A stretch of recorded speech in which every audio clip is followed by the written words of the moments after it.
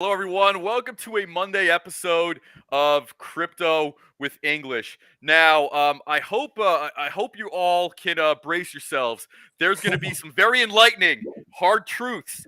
However, like most medicine that is bitter, it cures you, Yes. and more often than not, it sure is hell better than some of the sweet tasting stuff. What starts Hey, off bitter and sweet, and I think that's how we're going to characterize this right episode. on. The truth So will set you free, my that's friend. right. So I am very excited to introduce today's guest, Trevor Talley, crypto recruiting manager at the Crypto Recruiters. Now, and I don't say this lightly, Trevor is genuinely a subject matter expert in this space. He is somebody who is really prepared for this role, both in a recruiting and in a substantive blockchain and cryptocurrency information type of matter. This is somebody who really did his homework 2 years before jumping into it. So, talk about a level of preparation. We're going to go down the rabbit hole on this one. The Yeah. ins and outs of this industry, especially because it is so new. So, Trevor, thank you very much for coming on today.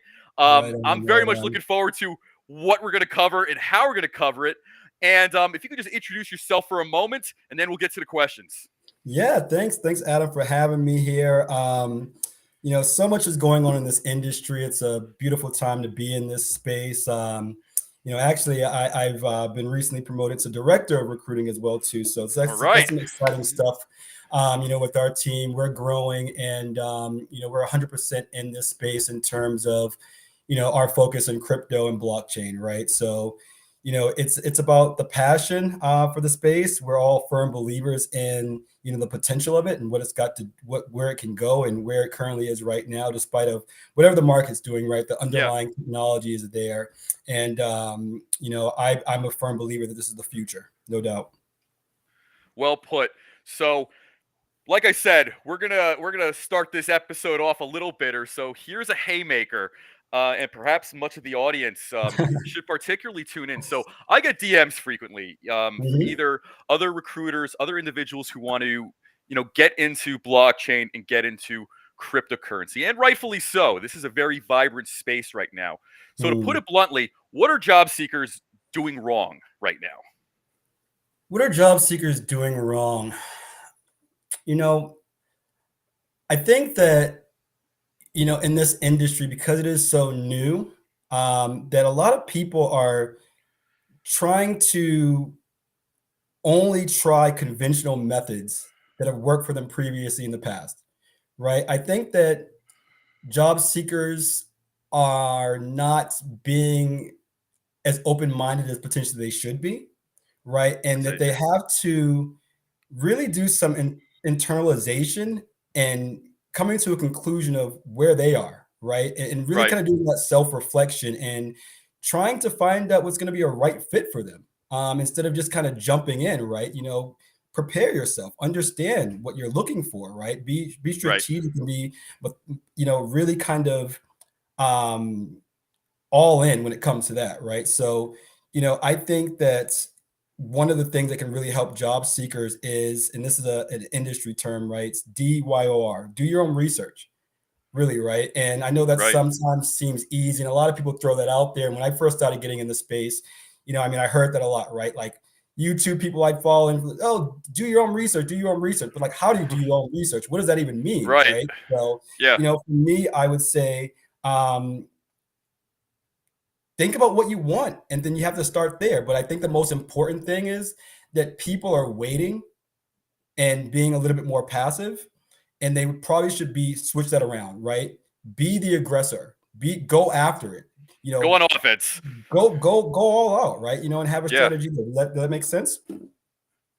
Yeah, yeah, for sure. So, especially in light of all the problems that we have today, it would seem like the system, whether it's the educational system, whether it's just culture in general, have kind of fed a very outdated or misguided script. Because I would imagine when people reach out to you, it's probably the same approach. You probably see the same types of resumes, same types of cover letters, but even more important than that, the same types of answers in interviews as Mm. well. Is there some sort of lapse in the programming here, so to say? And that's a good point, Adam, that you bring up. It's definitely one of the things that I would say, right, is going back to the whole concept of how are you going to be different, right? How are you Yeah, trying to stand out? And one of the things that a lot of people are doing, right, is that you're going to go on LinkedIn, or you're going to go to a different job board, and you're going to apply for a position, right? right. And most people essentially just apply for a position and they go one route, and that's it. That's all that they I do. see. So if you're thinking about this from a strategy standpoint, right, what other ways are you doing this? Because everyone can go to a job board, right, and put Right, their resume in the mix. Everyone can do that. What are you doing different that's going to stand out amongst the rest, right? right. So, are you networking? Do you have a strategy for networking? Are you looking out and trying to connect with people in an organization before you apply to a position, so that you could potentially have someone internally that you can reach out Right. to and say, hey, you know what? We have a great rapport. I applied to this position, or I'm thinking about applying to this position.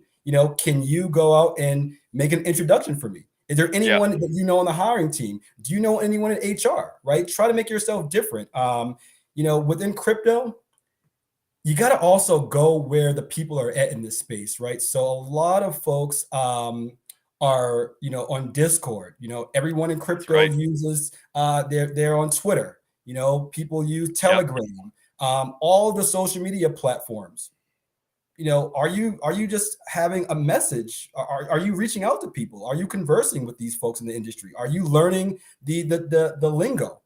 Do you know about the technology? Do you know about the trends? Do you know about what's going to happen before it comes up on the news, or CNBC, or Fox News, whatever you watch, right? What are you doing to get yourself a head start and to give yourself a competitive advantage, right? Yeah. One of the things too, and with us and my organization, what we're doing, and what really makes us stand apart is that we truly do want to build a relationship with people, and we want to get to understand what makes them tick, right? Yeah. What things are their natural strengths. And I don't even like to use the word weakness, right? I mean, what's something that they can work on, right? What can you do better? And really kind of playing on your strengths. And you know, being able to work with another organization, because we represent different organizations, and we are going to be that intermediary, right?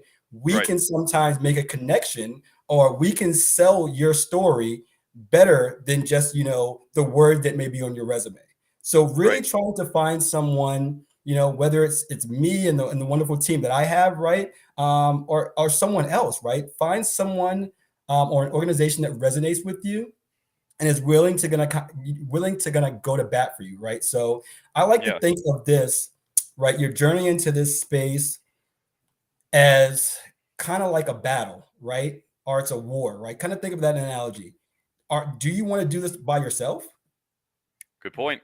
Do you want to go about this all on your own? Or do you want to have someone else that's going to be there to vouch for you, someone else that can put you in a different position, someone else that can probably make an introduction for you that you couldn't have done on your own, right? And Yeah. it's about different ways of doing it. So, yeah, you're going to have to apply for jobs. You're going to have to do that. Right. And a lot of people think that like it's going to be this easy way out, and like that, no, I don't have to apply for jobs. I don't have to apply for a lot of positions. You have to do that, right? Does that Right. make sense? Yeah, absolutely. And we were talking before about things like sincerity and tenacity. So, what are some of the, I guess you could say, faux pas, or what are some of the red flags you often see when job seekers are applying to certain positions? Then, let's say you get on the phone with them. Hmm. What are some of the things that you detect in some of those conversations or in some of those interviews? Yeah, that's a great question. I would say it's a lack of clarity or understanding with what you want to do, right? And a lot of people, and this is great, right? I'm not knocking anyone, but one of the Right. things I would say is that a lot of folks is that they come into this and it's a what area do you want to focus in on blockchain or crypto? And people just say Right. anything. Oof. Or any Yeah. I'm what interests you about the space? Everything, right? And Yeah. from a hiring standpoint, a hiring manager standpoint, I think that it would be beneficial for you to be a little bit more, precise and really be truthful. to yourself, right? Because anyone can say those things, right? So like Right. if you have a passion, what are you passionate about, right? Like if you are into art, right? Maybe it might be your path to go down the NFT path, or maybe you might be Right. wanting more creative side, right? Is the organization doing something that resonates with what you're naturally passionate about? And I think that's really, a good starting point for folks, is to be a little bit more, on point with what you're looking for, and don't just be all over the place. Try to kind of hone it in a little bit. Think of particular areas that you want to go into, and then not only what those areas are, but why you want to be in those particular areas. So if someone was talking to me, it would be great if they say, you know what, Trevor, there's a lot going on in the space, but for whatever reason, DeFi resonates with me. I come from traditional finance. I understand financial markets, and I can see, how Web 2 or Web 1.0, right? How that's going to transition into Web 3, Right. because I understand just the way that this business is and this industry is. So try not to recreate the wheel sometimes, right? Make it easier on yourself. And when you're trying to apply for positions sometimes, or enter into an industry, I think that one of the good pieces of advice is to kind of go in an area where there's going to be as less resistance as possible. And what I mean by that, right, is that I might be extremely passionate about sports, right? And I'm from Boston, man, and Oh yeah. I would love to play for the Celtics. But at the Right. end of the day, I'm not 7 feet tall. No matter how passionate I am about that, there's certain things that I'm just not going to fit in this particular profile. I've never professionally played that sport before. So even though in my heart, I really want to get there, I really, really want to do it, does it make sense from a company standpoint to bring you on board if you're completely there's nothing to connect the dots? Now, if I was maybe wanting to go into it from a different route, maybe what if I wanted to join the Celtics, but I'm not going to join that team as a starting player, but maybe I might have a background in marketing or Maybe as finance, an right? agent. Maybe I can go as an agent. Maybe I can be a coach. Maybe I might not be able to play the sport, but maybe I might be able to do something else. So try to find a very systematic way into it, and do it with kind of aligning your skills and your background and your skill set, right? To make it easier for the organization to give you a shot, because that's what it is at the end of the day, right? You want a company that is going to be able to give you an opportunity to do something, and you just got to get your foot in the door. So Yeah. I think that's a real important thing, right? And I was thinking about this earlier, is that it's kind of like that Willy Wonka movie. It's like, I want it now, I want it now, Oh right? yeah. That But scene. Yeah. it's like, are you willing to give up anything in the short Right. term so that you can get a lot more in the long term, right? Right. And that can be that can be a whole multitude of things, Adam. Wow, that is incredibly well put. And I remember when we spoke earlier, we talked about the theme of preparation and the importance of preparation to you. So I was wondering if you could describe the level of preparation I think one has to kind of go through if they Mm, sincerely want to join this industry, and to try to, I guess, throw in a comparison. I remember when I was in college, and I think like many, whether there was like a career consultant or somebody in that capacity, they pretty much tell you to kind of like apply to everything and almost like this say yes to everything type of approach, see what sticks to the wall. And it seems to me that in this space, that is not the strategy to go forward with, to say the very least. Now, it could be your strategy, right? And I think in this space, right, it's sometimes the one size fits all approach doesn't necessarily work all the time, right? And I Right, think that you have to realize what works for you might not work for someone else, and vice versa, right, right? So, kind of going down to that preparation. So for me, you know, yeah, first you have to start. First, you have to be 100% on board. If you really want to be in this space, you kind of got to put it all on the line and say, you know what? I'm going to do everything and anything that I can do to be in this space, Right. and give yourself no other option, right? And That's a good point. for me, when I started into this, right, and like with everyone else, you have to start learning. You have to start. I was a consumer of, you know, uh, a ridiculous amount of content. I was reading, I was looking at different articles, I was looking at different social media influencers, I was looking at doing my research into different various protocols. I was, knowledgeable Wow. about the space. I was just doing this, for hours, 6, 7, 8, 9 hours a day after my normal job, So Wow. you got to kind of do that, right? And it got to a point where, you know, you start to understand trends, you start to learn things, right? So that you can talk the talk and walk the walk. And for me as well, too, right? One of the things is that I got some skin in the game right now. Everyone doesn't have to be an investor in crypto, right? Right. Or whatever, to each their own. But for me, I started putting a little bit of money in this space. I Yeah. I got an account with Coinbase, right? I decided to create a MetaMask account. I did all these things. I invested a little bit of money, so then it gave me a reason to look at the charts in the markets, right, and to follow these different projects. And Yeah. from there, I started to think about, like, wow, what's the real world use case Right. of some of these things, right? Like, for me, like, I was just kind of a tech nerd, and I was just like, huh, this seems really interesting to me. Or I feel like that this particular technology or this organization is going to help solve a problem, right? So Wow. for me, that's my perspective. That's how I went about it. And I just continued to learn, consume as much as I possibly could. And like you said, it's, I think, one of the important things, right? It's about timing. Yeah. So for me, I was not in the industry. I was doing a different job in a different space. And, that situation, it wasn't working out for me. So for Yeah. me, and this is something too. I mean, everyone's not going to do this, but for me, I walked away from a position. I walked away and said, you know what, this doesn't align with me anymore. It doesn't resonate with me anymore. Yeah. This is not what I want to do. What I was doing then, that didn't bring me satisfaction. It didn't bring me joy. I didn't wake up every morning saying, like, wow, this is great. I love doing this. There were aspects of the job that I really did enjoy, but overall, there were more things that weren't right for me than there were that were Hmm. good for me.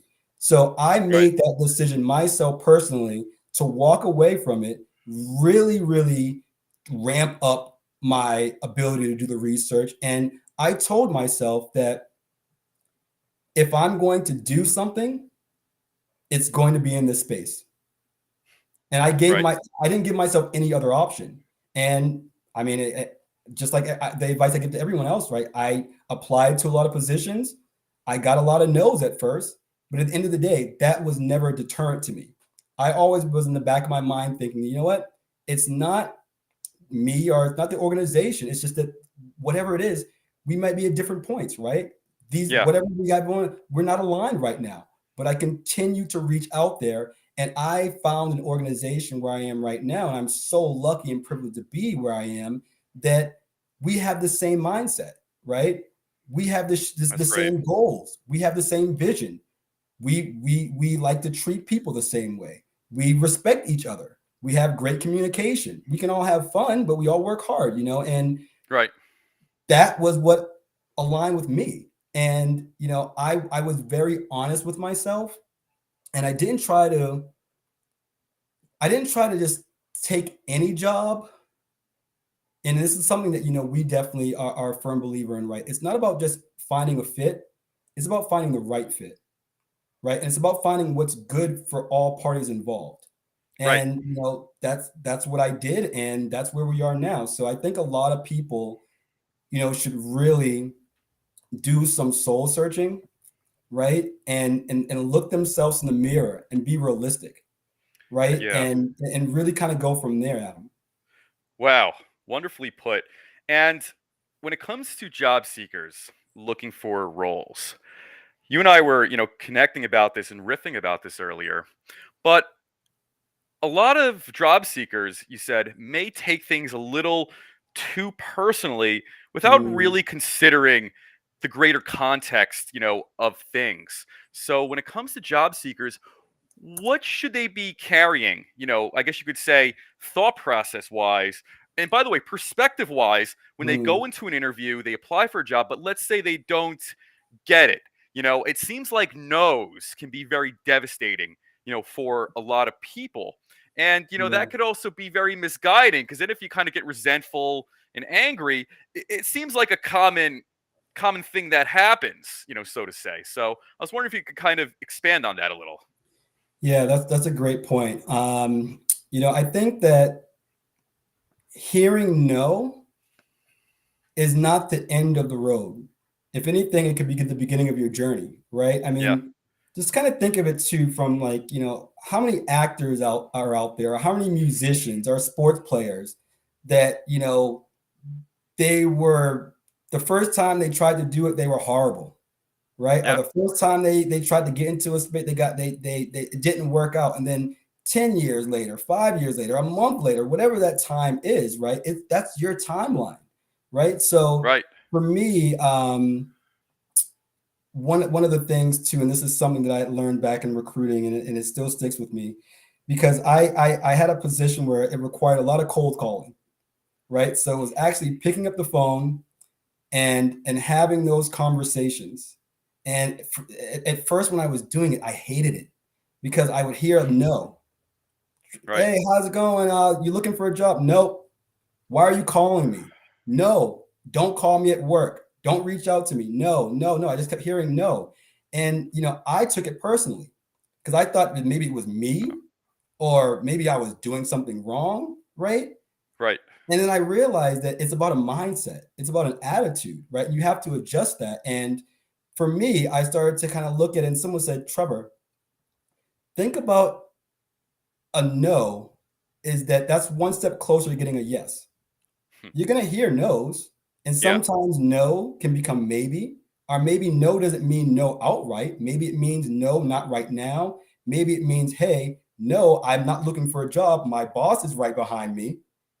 No, I'm Right. not looking for a position right now, but I will be looking for a job in 2-3 months.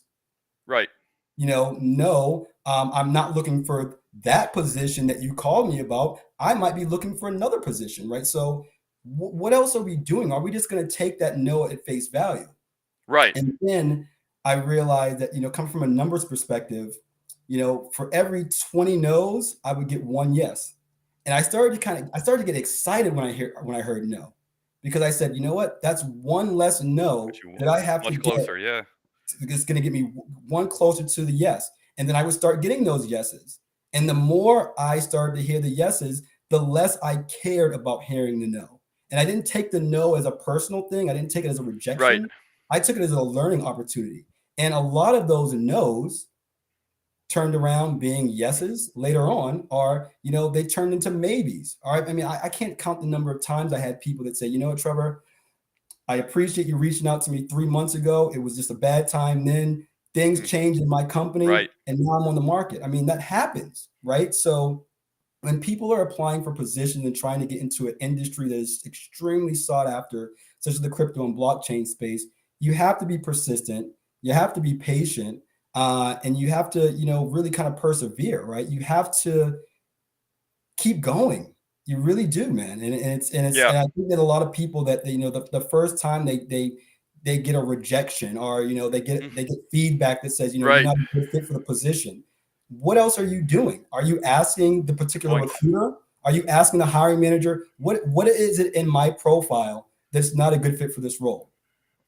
Are you asking them, what could I be doing better, or what are some skills that I am currently lacking that I can become more proficient in, so that I might be a better fit for the position, not just here, but maybe for the industry, or maybe what you can do, right, is that mindset. So you can Right. take an opportunity, an interview where you didn't get that position, but what did you learn about yourself in that position? Did you Good points. learn from that additional person that maybe you're lacking on this skill? Maybe you might need to go take a blockchain or crypto course online. Maybe you might need to go and reach out to an organization proactively and volunteer to work for them for free for an hour or two or three Right. or four. Maybe Talking you about might going need to above be and beyond. mentored, Yeah. Maybe you might need to do an unpaid internship. Like I said before, what are you willing to give up? And a lot of people, I think, are always, what's in it for me, right? And that's just human nature. What's in it for Right. me? But at the end of the day, what are you providing to the company? What? Right. Right. That's very, very good points. And I was going to say that kind of led to my next question. But is there ever a sense of, let's say, I guess you could say, misguided expectations or maybe entitlement when job seekers perhaps go for a role? Maybe job seekers, and by the way, this is not all, but I know, we're talking about common things and common themes here, but maybe should job seekers be thinking, all right, maybe instead of thinking to myself, I should have this job because of my background, maybe should it be, what things of value, what deliverables can I give to this company to convince them rather than look at my background, look at me, so to say. Yeah, yeah, and for me, and this is just, this is my journey, and like I said before, everyone's journey is different. Yeah. But for me, when I first started investing in crypto, and it's funny because I heard other people say this, right? When I first started investing in crypto, I kind of got into it right around, like right before the bull run, right? This is a couple of years ago, right before the bull Okay. run. And I'm telling you, man, I thought I was Midas.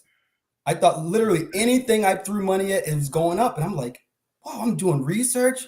This is great. I put Right. money And into everything's kind of it. coming together. It went up 10% a day, 20%, 30%. I'm a genius. Nice. It's good I returns. know everything. I'm an expert. I know it all. There's nothing that I can do that's wrong, right? And I started to kind of like psych myself up to believe that like I knew it all. I thought like Wow. I was just literally like this amazing investor. I hadn't been doing it that long. I just like, and I was just like, I Right. got it. I figured it out. Nope. I got it. I know everything. And the second that I feel like this space, man, it has a great way of humbling you. It's always pivoting. Yeah. It is changing. And the second that you think that you become an expert in it, that it might change. Yeah. Like right now, like, I mean, when I first got into it, it was about, what's blockchain going to do? What's crypto going to do? Now there's hash graph. Now there's DAGs. Right. Now there's, quantum proof algorithms and Yeah. mechanisms and things like this that might be 5, 10 years from now. So for me and for everyone else in this space, right? It's be comfortable being uncomfortable. Right. And, you might have to reinvent yourself or to readjust. And I Yeah. think that you can never be complacent and stagnant in this space because it's moving Good way too points. fast. Really is. And don't think that you know everything, and be comfortable not knowing everything, right? Does that make sense? Yeah. Be comfortable with the uncertainty. Absolutely. And I totally agree with that. And I can't emphasize this enough, but small talk is important. I've met plenty of people in my life like, oh, I don't do small talk at all. But in my experience, small talk is actually a big part of interviewing. I think in many people's experience it is. So, given that blockchain and cryptocurrency, it does have its own culture that comes along with the technology. So, from the recruiter seat, how important is it to know some of the acronyms and lingo in this space, whether it's FOMO, whether it's HODL, whether it's even just DeFi, things like that.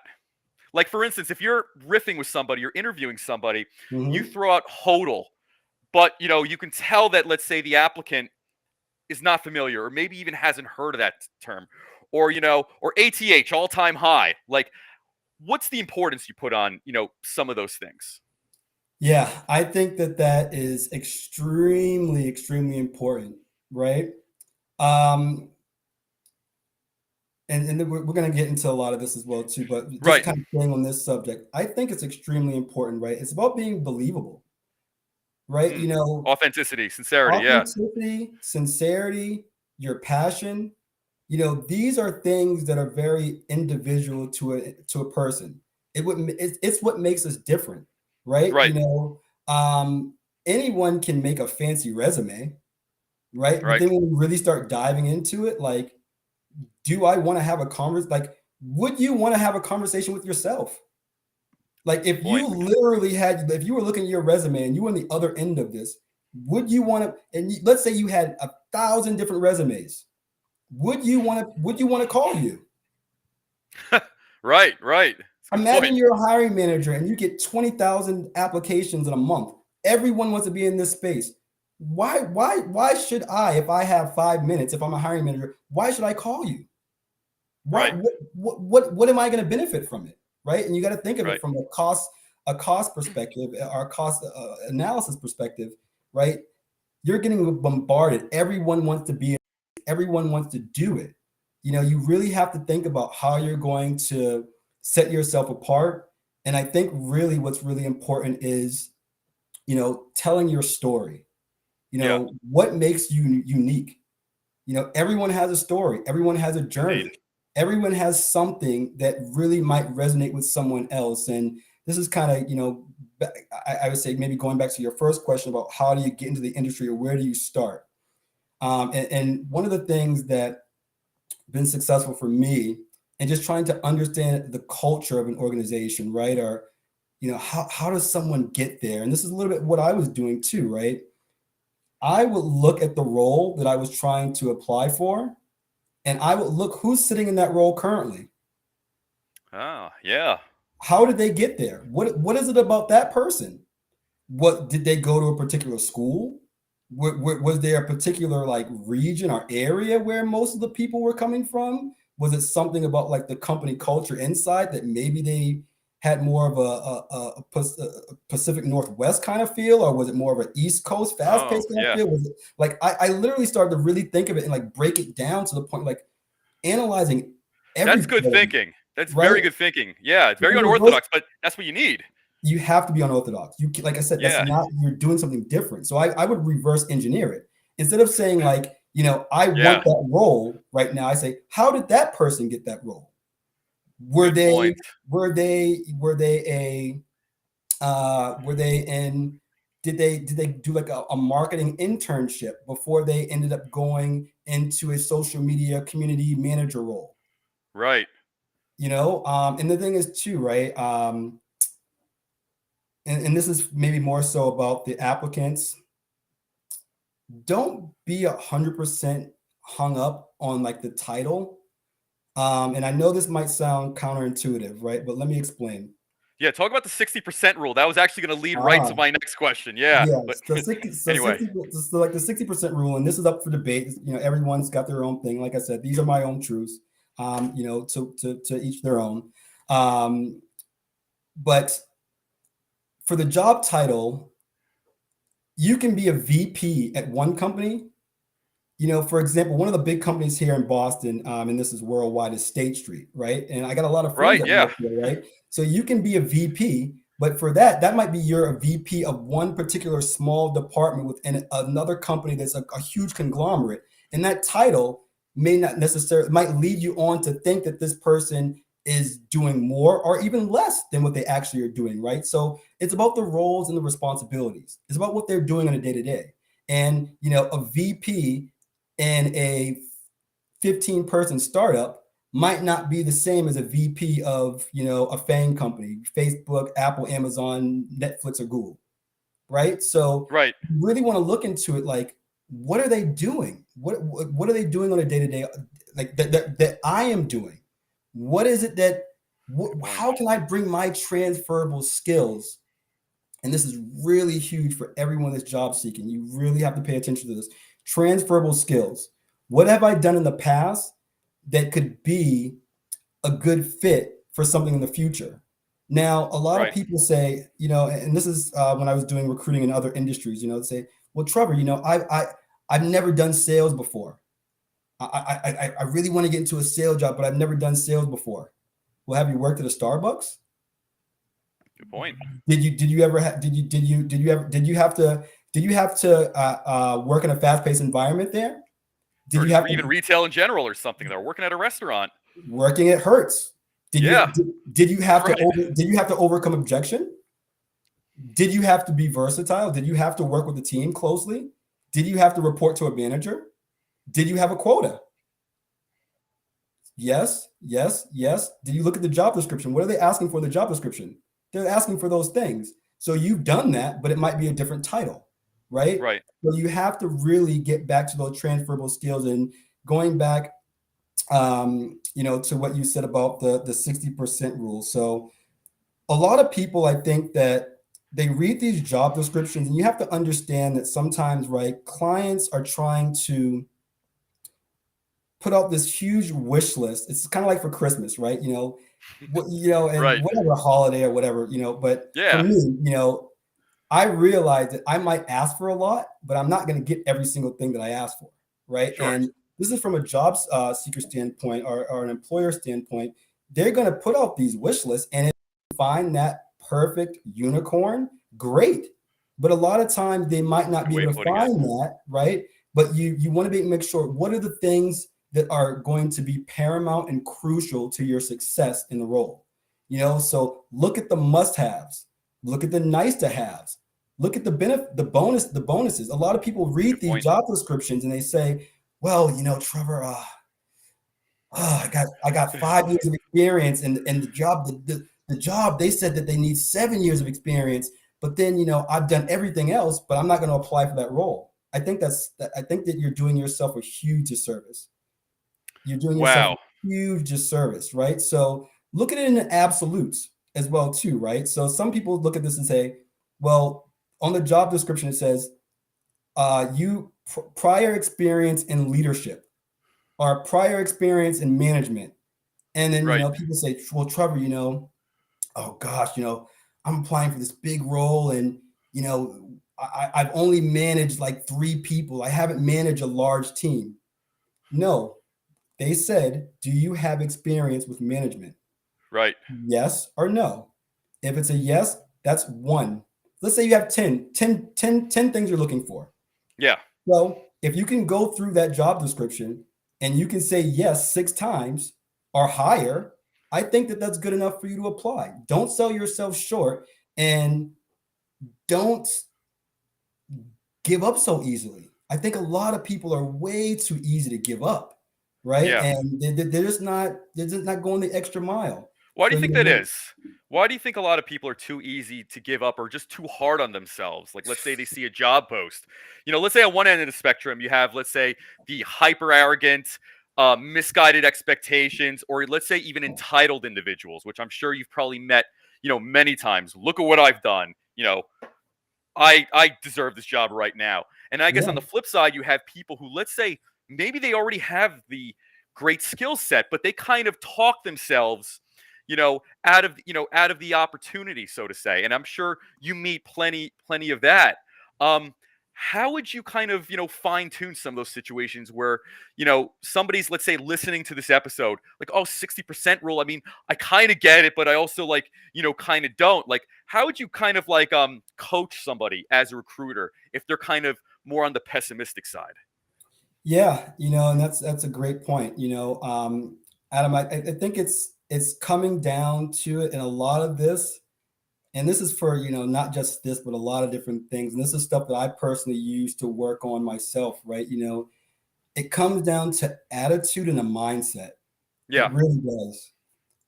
And you have to be confident, but not cocky, Right. right? And you have to understand as well too, right? A lot of people, and this is something that I think I read it like a New York Times article or something like that. Everyone can go into an interview, and everyone has a reason about why they're a good fit for the role. Yeah. Everyone can do that. Everyone loves to talk about their strengths. And I hate using this word because technically for me it's negative, right? But no one really focuses on your weaknesses. And I feel like Sure. what we do is no one really has that heart to heart to say, Ah. what am I not going to be good at? No one does a failure resume or a weakness resume. Everyone It's always talks about when you won, when you won, when you won. But for me, you can learn a lot more about yourself and as an individual from when you lost. yeah. When you did not win, what is it that held you back? Why didn't you win? What can you do better next time? I don't look at anything, honestly, and that's just me. I don't look at anything as a loss because for me, the Good next way to time put it. around, And I think I think it was like So Tyrion you just take it Lannister. as data. Let's say if you miss the mark, you don't take it as a loss. You take it in as input, so to Yeah. say. And it was Yeah. so me, man. I'm a Game of Thrones fan. So Tyrion Lannister, Okay. Here we go. one of the All characters, right. so he said, when you start over, you're not starting from nowhere, from failure, right? You're starting from a place of experience now, or something of that Right. nature. So it's a similar kind of analogy, right? Like Yeah. you're not starting completely over again. You're coming from experience this time. What did you learn? And hopefully you learned something, because if you didn't learn something, sometimes life will just make you do that. You're going to keep making the same mistakes over and over again. And that's what a lot of people are doing as job seekers, right? It's the definition of insanity, is doing the same thing over and over and over and over and over again Right. and expecting a different result, right? So, for me, one of the things that I was doing, it's like, okay, I'm not getting the response that I like. Is it that I'm not being realistic with where my strengths are? Am I not playing to my strengths? Am I not making the right connections? What could I'm always thinking about what could I be doing better, instead of Right. just being so complacent and just thinking that, like, okay, well, I applied to 10 jobs this week and that's enough. I did everything I could do. I Right. applied to the jobs. No one's calling me. I give up. And that's not the way that you can Oh. be in this space, right? You Yeah. have to be extremely systematic. And going back to kind of going into with a strategy, I got to a point where I was so neurotic that I would keep an Excel spreadsheet of every job I applied to, when I applied to that job. Was it nighttime? Was it daytime? Was it the Oh, weekend? What day did I apply to those jobs? Was there a particular time where I was getting back responses? Like, when was I getting responses from those employers? When it's a was I good idea getting to do, actually. when was I getting rejections? Yeah. When was I getting interview requests? So like you have to go through and you have to be ultra like, I don't even know the word, man, but it's just like you have to, like, that's doing something out of the box. It's thinking differently. And you have Right. to keep doing those kind of things. It's going to separate yourself from the rest, right? Maybe, what you might want to do, and this is a little tip for folks, right? Is if you have Outlook or any other kind of email provider or whatever the case, internet service provider, right? I think we were talking about this earlier. Right. Yeah. Have a bunch of jobs ready to go, have everything set up, have your resume, and we'll get to resumes in a second as well Yeah. too. But maybe start sending out those job applications on a time, like on a timed send. So Right.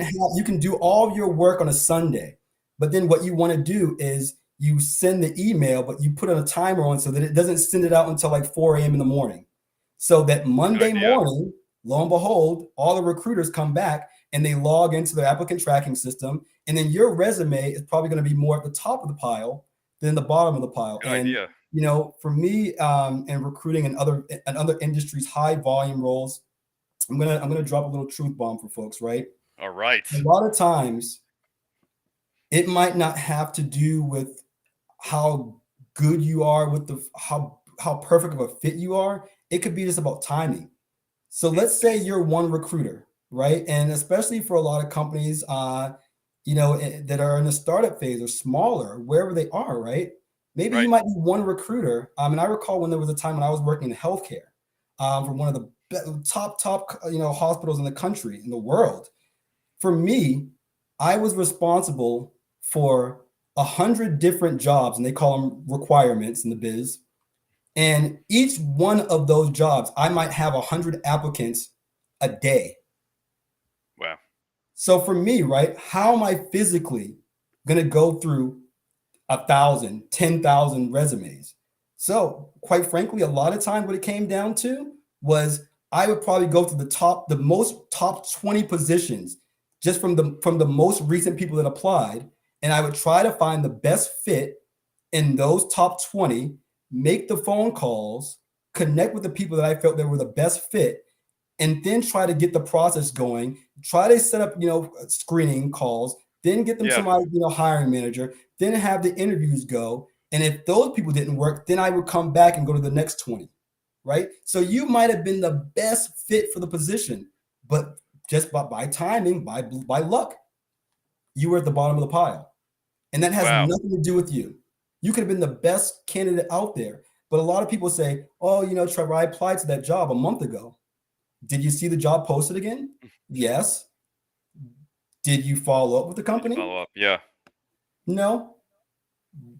Did you try to apply? Look at the job numbers. And this is also some insider recruiting stuff. Like, look at the particular job number. Yeah. That company might be hiring 15 admins.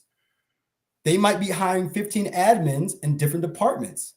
It could be a marketing manager. It could be anything, right? What if it was the marketing manager for the finance department, or the marketing Right. for, new product development, or anything, right? You might have a skill set that could be applicable to different areas in the company or different sectors, right? So Yeah. you have to kind of understand, if you have that ability to make a connection. Sometimes I get it. It's hard because a lot of times, you might get that automated response, I'm not a good fit for the position. You didn't really actually make a connection with someone internally in the organization. And this goes back to networking. So if you do have a connection, it's way more beneficial for you because you can kind of get the understanding of the inner workings of what's going on there internally. Now, this is why, as a part of your tool set in this so-called battle to get into this space, right? Right.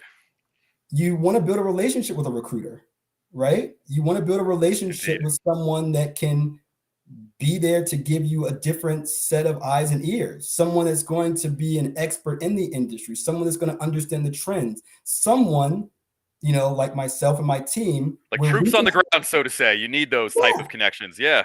and this has happened, right? We've gotten placements with organizations because we were able to sell them on the person's potential and their passion and all of the amazing things that they're doing outside of maybe so-called their professional role, right? Wow. For you're doing podcasts, you're doing live streams, you're doing connections, you're doing all these different things, right? And you got some other stuff going on too, right? That is going to make you stand apart. That makes Thank you. you Appreciate different, that. right?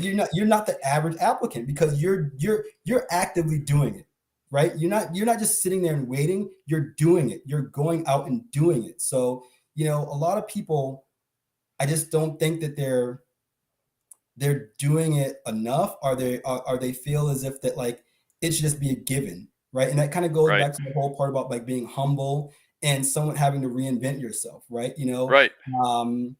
Are you willing to go into a company or maybe take a position that you might feel is a little bit junior from a skill standpoint, or whatever it may be, right? So that you can get your foot in the door, work for an industry that you will absolutely love, and then prove your worth, and then get a promotion in a month or 2 or 3 or 6 or whatever, Yeah. right? So what's your objective? What's your goal? And Very good write point. those things down. Are you trying to find a job for money? And one of the things that I like to do and talk about is, like, what's your motivation? What's your pain point, right? Like, why are you trying to leave a job? Right. And a lot of people don't take the time to really think about that, right? So I really like to hone in on those kind of things and understand, like, That's good. what are your current frustrations in your job? What are the deal breakers? Is it about money for you? Do Right. you have the ability to grow? Do you have autonomy? Have you reached a glass ceiling? Some of Do these you deeper questions. Yeah. like the culture? What do you like about the culture? What are some things Wow. that you don't like about the culture? It's all about open-ended questions too. Like, anyone can say, "Do you like your job?" Nope. Okay, cool. Checklist. Right. How much money do you want? 50,000. Okay, checklist. And just a lot of people, I feel like they just do that, and it's just like, you're going through this robotic, right? Yeah. Get a little deeper than that. Yeah. Have those conversations with your friends, families, loved ones, significant others, right? Like, Right. is what's your time worth?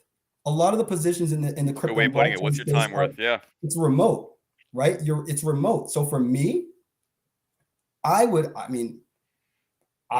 maybe give up 1,000, 2, 3, 5, 10. I don't know. Some other people, if you have the ability, and I learned this during the pandemic, when this first kicked off, right? Yeah. I started to get back like an hour or 2 or 3 hours in my commute. every day. And I Yeah. realized, I said, wait a second, 3 times 5, that's 15 hours just in a week. 15 A times lot of 4, time. that's 60 hours. So like almost a week and a half of my time, my life was just going to commuting. For Yeah. what? What, like at the end of the day, what was I doing it for? I was actually losing more money in the Good commute point. process. I used to be going around in downtown Boston, hanging out. It's like super Oh sunny yeah. out. It's nice. Oh, Yeah. yeah, let's go out for a few drinks. Oh, let's Right. go out for lunch. Go here. Let's go there. Let's go this. And like little things like that don't add. Like, you don't think about it, but it adds up, right? And like, Yeah. oh, that's 200 a week, 300 a week, 400 a week, and doing little things that you don't even really think about, right? So, maybe you might get a position where you're taking a little bit of a haircut, but from a salary standpoint. But now, this new company, you're going to be able to love what you do. You're going to be able to work from home. You're going to have the potential to really grow with an organization that you believe in, that believes Yeah. in you. You might work for a crypto company where they might give you 2% equity in a company. They might be worth $1 million now, but what if they become a unicorn? It's true. So now, is Absolutely. that $10,000 pay cut that you took, is that really the end all be all? If in 10 years, now you're sitting on something that's worth $50 million? Right. And it seems like in the process, you kind of get your time back and your health back too. I'm sure if it was calculated, I'm sure if some metrics were generated for this, you probably take a little bit of a beating on your body just from commuting alone, just from sitting in the car, or even if you're taking public transportation. You're still exhausting yourself in the process. Yeah. I mean, some people like I'm not knocking it, right? To teach their own, but for me, I had that realization of what Yeah. worked for me, right? And I'm very much an extrovert, introvert. I love to get out. I love to make connections. I love to do Same here. meet with people. But I found a different way of doing it, right? A different avenue, right? So that goes back to the whole recreating yourself and readjusting and finding out what's most important to you. And I think, what really kind of helped me, and this is going to probably help a lot of other people when they're going through the interview process, don't BS yourself. And you know Right. what I mean? Like, don't just say that, like, oh yeah, for me, like, I couldn't see myself doing anything where, it required me to be extremely like clerical or like or anything. Like I said, Right. that's going back to like my not so good thing, not my weakness, but things that I could work on, right? Yeah, So like it's not stimulating enough, or it's just too monotonous or something, right? anything, Yeah. right? So a lot of people go into this and like they're so eager to gun ho to get into the space, but Right. like what they're doing is they're fundamentally going against the things that they care about or that would typically be deal breakers. Like if these are things that people under any under circumstance, if they were like had $1 billion, they would never say they would do it. But because of for whatever reason, it could be financial, it could be any of these other things. It Right. could just be that you're in a crappy situation at work and you're just like, I got to get out of here. Yeah. I just need to get out. I need to find any job, Yeah. anything, right? I think you can do yourself a huge disservice because yeah, in the short term, that might fly, but later on, you're Right. not being true to yourself and you're not being true to the organization that you're trying to join. You're not being true to your teammates. And then what's the Wow. worst kind of lie that you can do is lying to yourself and trying to psych yourself up and amp yourself up and say that you're going to do these things that you know in your heart you're not. So, right, like try to Wow. like Yeah. tap into your heart, man, and like override your mind sometimes.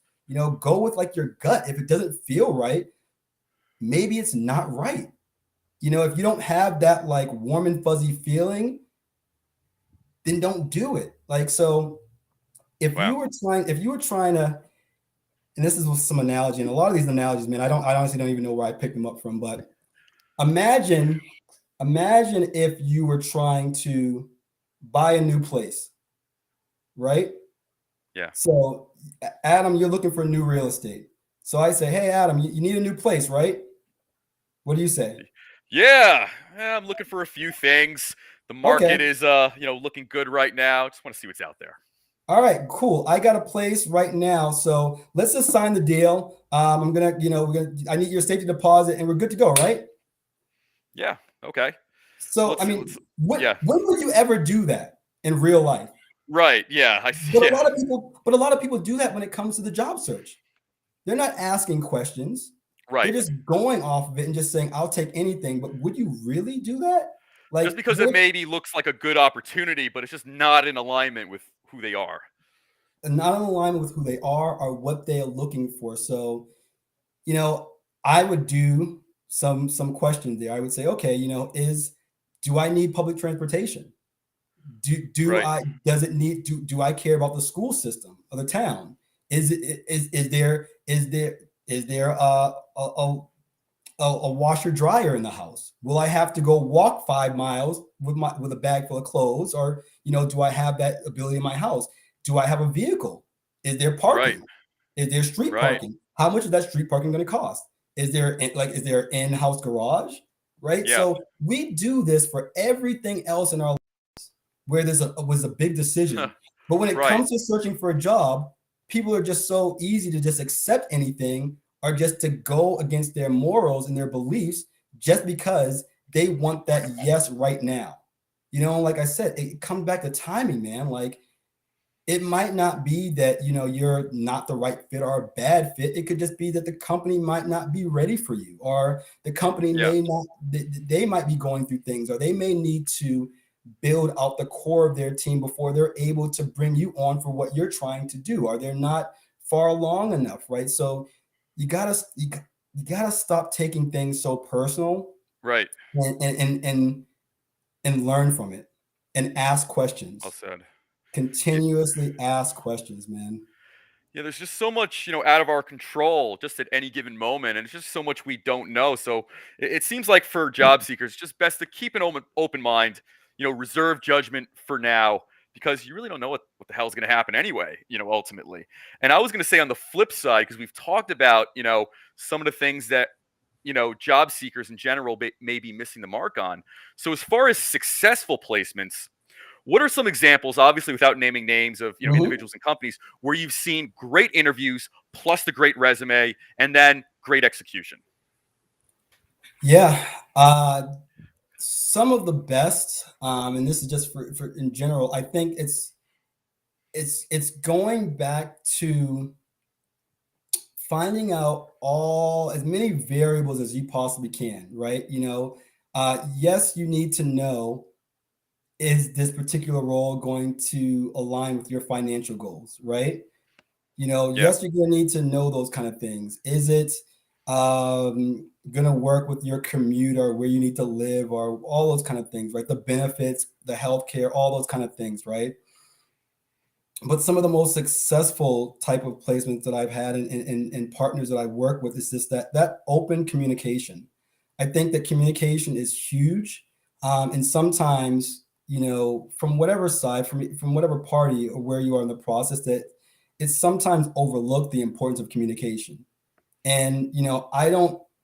Yes, you can sometimes over communicate, but I think that there needs to be that healthy level of communication between, if you are working with a recruiter, right, to have those yeah, honest heart to hearts and real conversations, right? yeah, This is what happened before. I really need to avoid this kind of situation, right? right, Or this is why I'm looking, because I'm not happy with not being able to voice my opinions, or I feel that I can bring great value to the team and I've been overlooked a million times.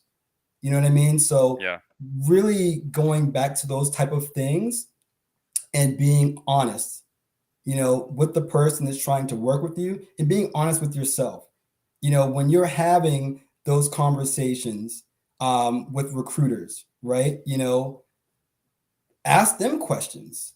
Don't be afraid to just kind of take things at face value. right. One of the things that people do when they're interviewing, they think that it's all about the company interviewing them. You should be Right, equally. You should be doing as you should be asking them as many questions, or interviewing the organization, right? Like kind of going back to that thing, like this is your home. This Right. is potentially your new home that you may spend 6 months, a year, 2 years, 5 years. Who knows? It might be the last place that you work. It might be the place that you want to retire. Right. It's the same analogy. Would you just accept any apartment? Right. Would you just sign the contract on anything? No, Or you're gonna have would you questions. You're do gonna have due diligence? concerns. You're gonna want to maybe know who the prior tenant was, like all these things. Why Be swimming why around the your head. Yeah. why is the position open? Right. I've seen this job posted for 3 months. What's going on? You know, Those are very good Mr. points. Yeah. Mr. Mr. or Mrs. hiring manager, or interviewer, this is the crypto space. You've Right. been doing this for 5 years. You got a great background. Why are you staying here? Why Interesting. why why Yeah. wouldn't you go work for a big competitor? Well, the reason is because we have a close-knit team here. We're doing some great things, great camaraderie, mutual respect. Everyone has a great shared vision. I couldn't see Yeah. myself working anywhere else. I know that, if I needed to take my kids to soccer practice, that it's not going to be Right. a problem. If I needed to call out sick, I can let them know. If I needed to Right. take personal time, I can take personal time. If I'm going through something, I can actually talk about it and be real. Like these are that matter now. And I Oh think that yeah. we have to do that in this new age that we're living in. And I think that, during the pandemic that it really uncovered a lot of these things, right? And people are Oh yeah. taking that stuff to heart. They are. Wow. That is wonderfully put. And kind of moving off of that, could you tell us all a little bit more about the Crypto Recruiters, this company that you're with? And could you touch upon maybe the Boston blockchain startup scene? Because I kind of think it's a dark horse. I think it's very Mhm. overlooked. And, from my research, there's a lot of things that are going on up in Boston, but it doesn't get the attention, let's say, Miami does, or maybe even, other parts of the country do. Yeah. So the crypto recruiters, man, gosh, we are a tight knit group. Like, I mean, it's so awesome to, like I said, be able to work with people that we all have the same vision, right? Our Yeah. end goal is to help as many people and good people, right, find the kind of job or position where you can have the feeling that I have, right? I don't ever wake up in the morning and be like, oh, like I got to do this Right. again. You know what I Yeah. mean? Like It's not with soul any, crushing. with any kind Yeah. of position, yeah, are there going to be aspects of it that you may not love to do?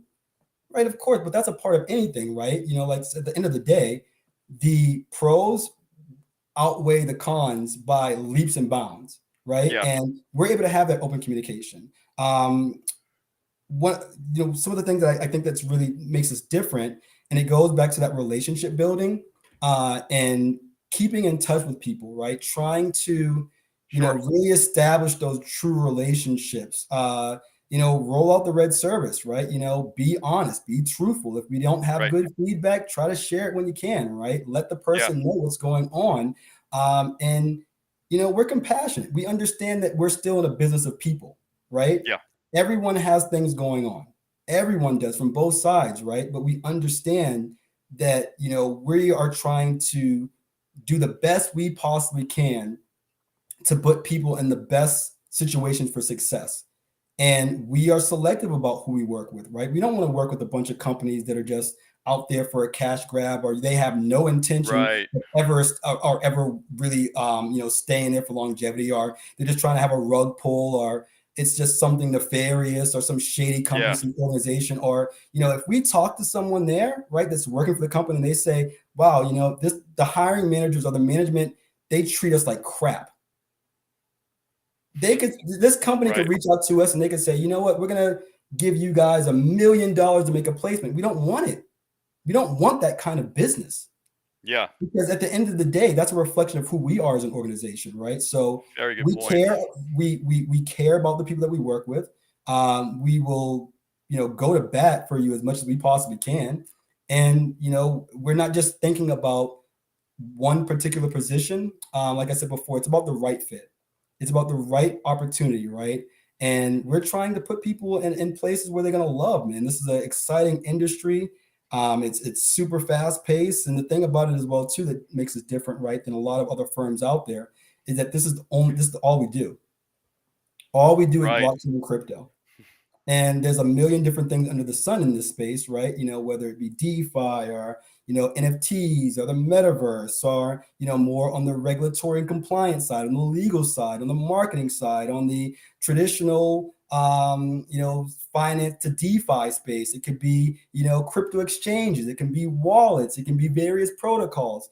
We're covering all of the spaces, but like I said before, it's systematic, and we're, partnering with these organizations because we have the ability and the bandwidth to find great talent, foster those relationships, and then put the people that we work with in the best situation for success, Adam.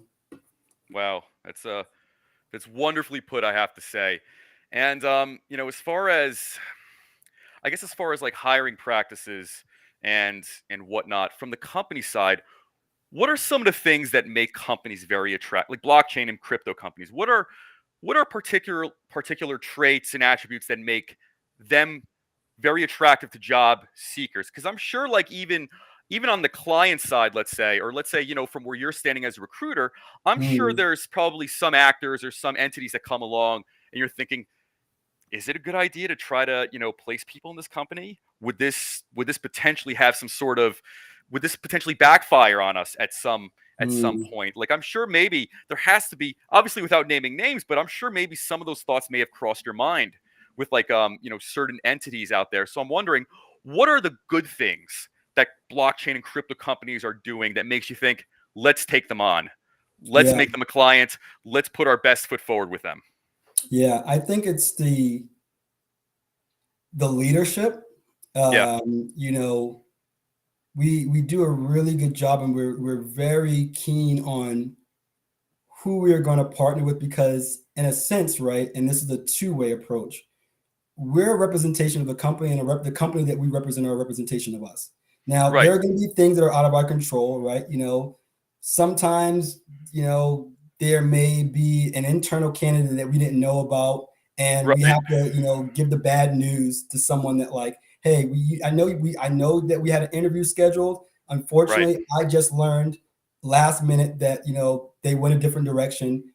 Let's, I'm going to give it to you.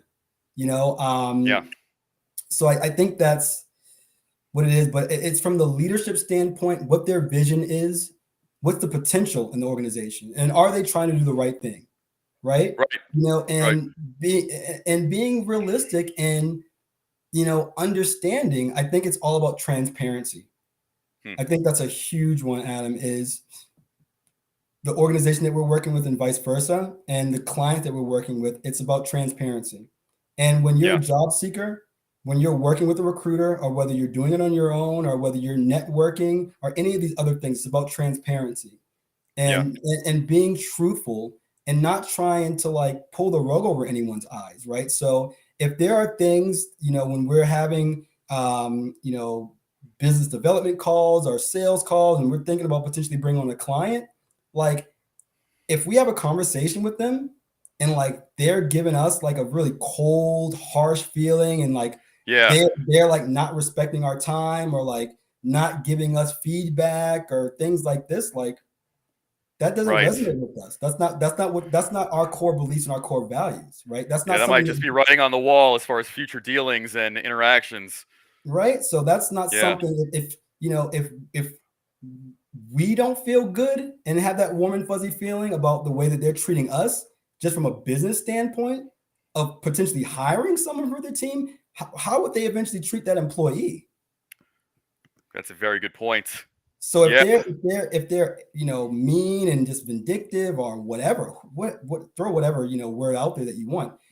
If we don't, if it doesn't feel good to us, we just would never put ourselves, or put the candidates that we're trying to represent in a position for failure. Like I said before, there's a million things that can happen. Sometimes things change, right? And you have to understand that. I think from a job seeker standpoint, is that you have to understand that as well too, right? Yeah. Is that things may change, and there might be things out of your control, and you can't change that, right? So it's the whole Bruce Lee anatomy. Like, you want to be Oh, like a ball of water, right? No matter what happens, stay uh, still. bringing up one of my personal heroes, Bruce Lee. Yeah. Be like water. Stay still, man. Like, you Yeah. can't control that. If someone shook you up, You can't control that, but Right. you can choose to remain patient, calm, or you can blow up and erupt and get upset and mad. But at the end of the day, what is that going to do? Right. What is that going to do for you? Or screaming at the high, or this that's happened, or this you got that doesn't do anything for you. If anything, it's just taking your energy from where it should be. It's just Right. going in the right direction, finding your path.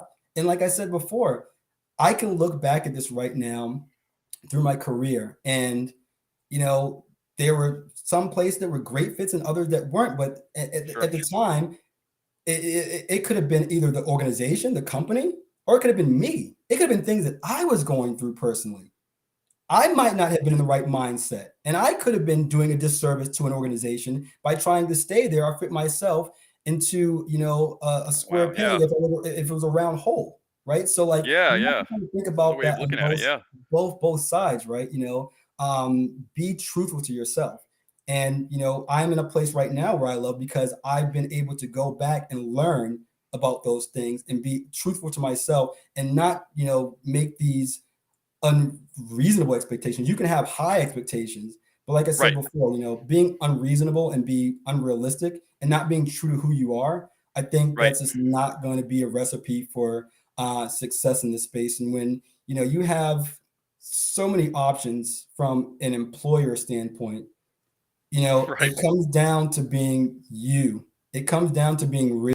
It comes down to being authentic. It comes down to being passionate. That's one of the huge things that people talk about. And, a lot of the job descriptions that our clients are looking for, right, is if you don't have that actual experience of working in crypto and blockchain, what are you doing outside of it? Are you, Very good points. Yeah. are you, That's right. are you an enthusiast? What are you doing? Are you posting up articles? Are you, are you tweeting or, yeah, absolutely. Are you in a Discord group? Are you joining? Are you proactively reaching out to companies that are in the blockchain and crypto space that you think that you might want to work at and trying to build a relationship with someone internally? Are you doing that? So like a Right. lot of people, I think that they have to look themselves in the mirror and ask themselves those difficult questions and be okay and be like, you know what? No, I'm not doing that. Right. Maybe I might need to do that, right? And Yeah. kind of like being unorthodox and thinking outside of the box. Like for me, like I was saying, like that whole thing when I was taking Excel spreadsheets and trying to analyze, when I was sending out what job I did, you need to act like you need to know what you know, right? As well, too. The last thing you would want to happen is that you're applying for 100% different positions, and then you finally get that call. Right. You finally get the call. And then you're just like, I don't know. Right. Right. Why do you want this job? Because and you're stumbling, right? Like Right. you don't know what Right. you're doing. Like you didn't do your research, and you're just coming up with answers that everyone else comes up with. Like don't do all the hard work, and then when you finally get the chance, not be prepared, Very good right? So points. it's about preparedness as well too. Wow, that is beautifully put, I'll have to say. Like all this, and in fact, it seems like some of the takeaways would be you really can't underestimate the value of your gut instinct or like a gut check. And it seems as hard as it is, perhaps we all need to take that first step and really coldly and objectively look, what am I terrible at? What can I build on? What are some of, let's say, the disadvantages or weakness or vulnerabilities, either in my soft or hard skills, that I can really develop? Because, like you said, doing the same thing over and over again is just pure insanity. It's going to get you the same results, same frustration, same, headaches and all that. And especially in such a new space, you can't underestimate the value of operating and thinking outside of the box. Like you said, people that are participating in Discord channels, people that are going that one extra mile. Maybe it's in terms of like an internship or an externship, the follow up with these companies after you interview with them, even if you don't get the job. And like you said, Yeah, the timing could just not be right for them. They could be in the middle of something, which, you don't have any idea about. In fact, 99% of people are not going to have any idea about. So, listen, Trevor, I have to say, it was an absolute pleasure no having doubt. you on the show today. And by the way, I want to have you back on again in a few Yeah. months. And this time, let's have the companies in the hot seat. Not necessarily in the most negative way, but some companies are moving onto the blockchain or moving into the blockchain space faster than others. And by the way, Yeah. some are actually moving on and others not so much whatsoever. So there's many questions out there. I get them sometimes. So my colleagues from either individuals or companies, how do I get into this space? Where do I start? How, as an employer, how should I look at candidates and what should I be, looking at? So I think for another episode, it would be great to have you back on again, and we Yeah. can kind of like navigate those waters and really deep dive into maybe some like constructive criticism and perhaps advice for companies who want to get into that space, because I would imagine, especially in your position, you probably hear from companies all the time, we want to get into the blockchain space for what we're doing, but we don't know where to start. Who do we look for? What part of the team do we build first? So, that would probably be a great conversation just to dedicate an entire episode to. Yeah. So, Yeah. listen, I'll definitely follow up with you today. But listen, Trevor, thank you so much for coming on today. No This doubt, is very man. enlightening for me. I'm already getting DMs from plenty of people, thanking you for coming on to this episode and explaining Yeah. some of these things, because a lot of people, they don't want to be left behind. They want to jump into this space and see where they fit in. Yeah, and I would say lastly, in closing notes here, what I can do as well too, let me send you some information here. Folks want to Sure. contact me here. Just 1 second. Yeah. Take your time. I'm going to give you my email here. The top right there, that's my email address, and then that's my LinkedIn profile as well too. But what I would say to folks is, ending this, don't underestimate the power of networking in any capacity. Yeah. Don't ever underestimate that, right? And Yeah. going back to doing your own research, right? Everyone can go online and look at the first headline of the about section in a company. Everyone's doing that. Everyone's doing that. Please be different. If you got the chance to reach out directly to a company, there are times where, I advise people to go to the company website. If you don't see a job that's posted, there might be an area that says, find out who is it, about company X at blah. Find a contact, send them a message. Hey, done tons of research in your company, really excited about your product roadmap, where you're going. I think that what you're doing is really cool in the space. I've been an advocate of the space. I've been doing X, Y, Z. I've been doing my own research. I'm invested in the product. I'm a firm believer in your company. I have a background in this. I would love the opportunity to have a conversation with you, whether you're hiring or not. And in fact, I'm willing to come on board and help out in any capacity, because I am such a firm believer in your mission in your organization, and it aligns and completely resonates with me.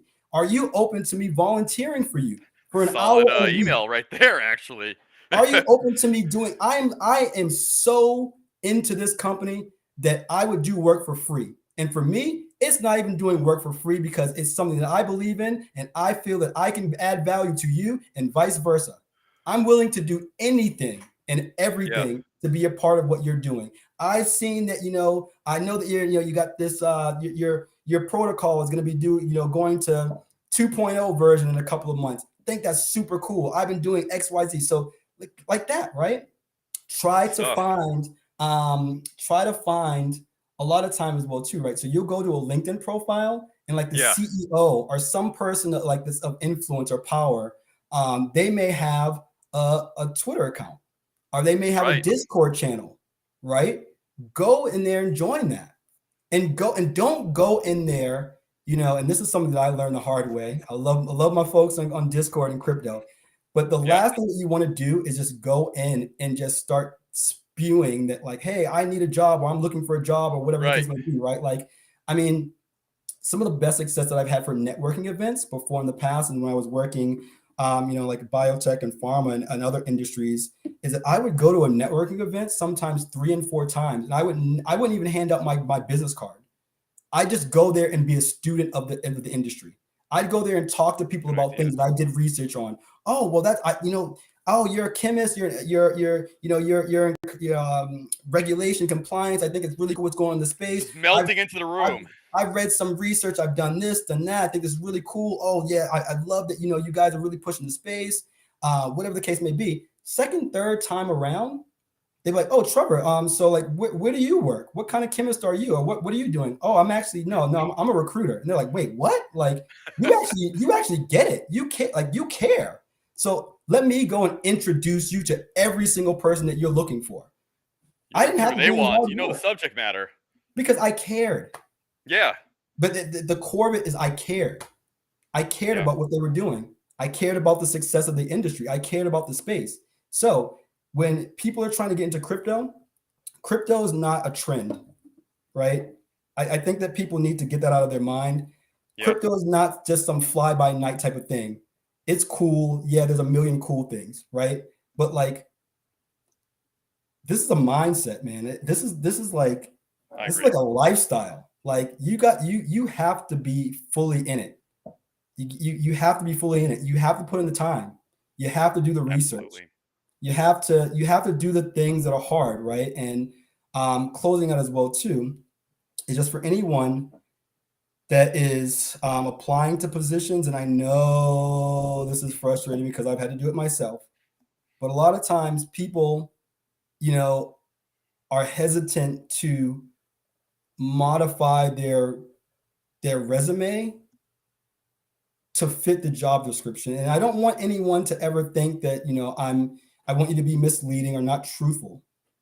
You want to, do what you say you do on your resume, but there are a million things that we do in a day in and day out, right?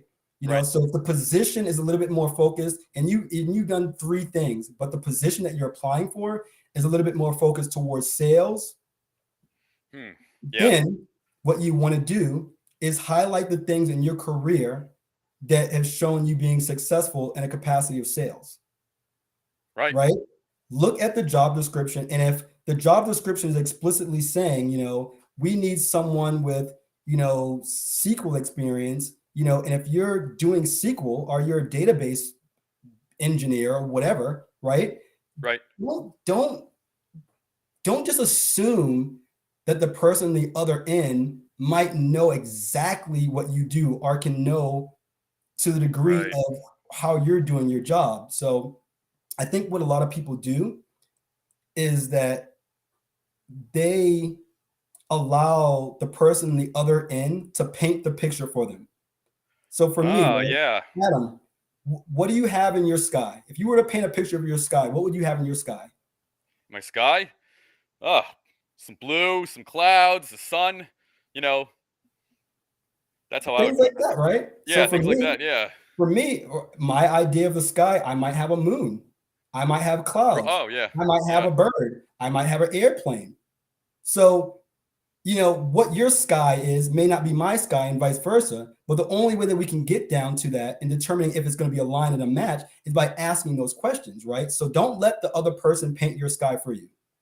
If you are looking for a position, don't assume that the person's going to understand, or how could they understand everything that you may be qualified for, really skilled for? So sometimes you might have to be overly explicit, right? And put exactly in your resume, exactly the verbiage that is used in the job description, because someone on the other end, they may not be technical, right? You know what? Sure. Sometimes when I first heard it, I didn't know that BTC meant Bitcoin. And maybe you might have it on your resume, or maybe you might put an obscure name for a technology or a program that people in your business would obviously know that, yeah, duh, if I can do this coding is going to make me qualified for this. But as a recruiter or someone in the admin or HR, the manager, what if they were in the job for 1 day? What if they didn't know about the industry?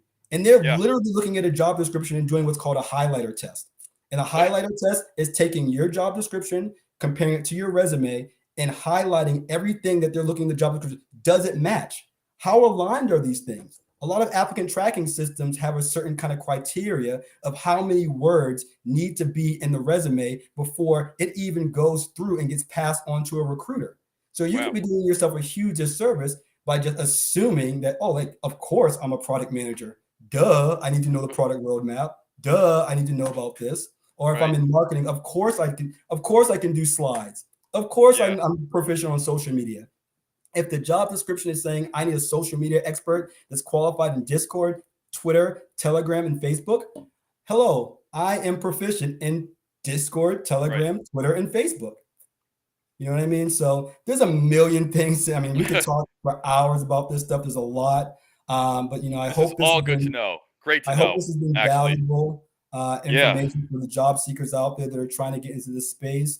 I provided my information there. You can check Yes. out, my link. I'll post it in the comments section too. Yep, Adam's information. But what I would say is for the folks out there that are really serious about this, connect with me, right? Connect with my organization. Reach out to us. Go to Trevor. We're always there to help you. We got a really dedicated team that really cares about what we do, and what you see is what you get. This is how I am when I have conversations with the people that I'm working with, and all of us are that way, right? So do that, and think outside of the box. Be different, and you're gonna have people like us go to work for you, but don't depend on just someone else to have your destiny. Right. What are you doing? What else are you doing? Right. So what are you doing that's different from everyone else? And I'll leave it on this. If there was a clone of you out there that looked exactly like you, that had all the same on paper, all the same Sure. skill sets, did every single thing that you did. If there was a clone of there out there of you, how are you going to beat your clone? That's a very, very good point. And I like the way you conceptualize all this. And I would say to anybody, Trevor has a deep wealth of knowledge in recruiting in general, but also recruiting and blockchain. So I would behoove anybody to reach out to him if you are sincerely interested in coming into this space, because it is new and there's still lots of nuance and gray areas that people need to know if they're sincere in coming into the space. And overall, listen, Trevor's right. What you see is what you get with him. I've had many interactions, many conversations, many phone calls with him already. He is a solid guy. So I would say this: please reach out to him, and he will tell you what you need to hear. Not what you want to hear, but what you definitely need to hear. And, because No doubt. he cares. Yeah. And, to be honest, what you need to hear is often the antidote for what you need to do. So, No doubt. No doubt. Trevor, this has been an extremely enlightening episode. Thank You've you. effectively created a roadmap to go about this process, and you use a lot of great parallels, comparisons, allegories. So, you've really kind of put good imagery and context to all this, and I have to say I learned a tremendous amount just from this single Yeah. episode alone. So I'm very much looking forward to our follow-up episode Indeed. together. Indeed. So I'll be posting up your information in the Awesome. comments section, and also for anybody, if you're looking to also have me do an introduction on your behalf to Trevor, I'd be more than happy to. So I would tell anybody out there, feel free to DM me if that's how you want to go about it. Yeah, Or go for it, man. contact Trevor directly. And one of the things about this space, it's a community, right? It People is. that are crypto Truly and is. blockchain, it's a community. Utilize each other. Lean on each other, yeah. Lean on each other. We're gonna make this, and we're gonna succeed in this space by playing on each other, right? And everyone's gonna have some kind of skill or talent or ability, right? Utilize, and don't underestimate the power of networking. And like you were saying, right? You got to come up with a strategy. You have to come up with a roadmap. You wouldn't go into any other kind of game. I mean, you wouldn't go into a final exam if you were a college student without ever studying for that subject matter. Yeah. Would you do that? So we do a lot of these things that are somewhat counterintuitive, that we would do on any other circumstance. But when it comes to searching for jobs, we just feel like it's not the same way. And I think that people need to really kind of think about this a little bit differently, man. But this is awesome, Adam. I really appreciate your time and respect. You both, good sir. Man. And let's definitely do this again. All right. Yeah, I'll talk to you later. All right. Take care. Bye. Hey, you too. Bye.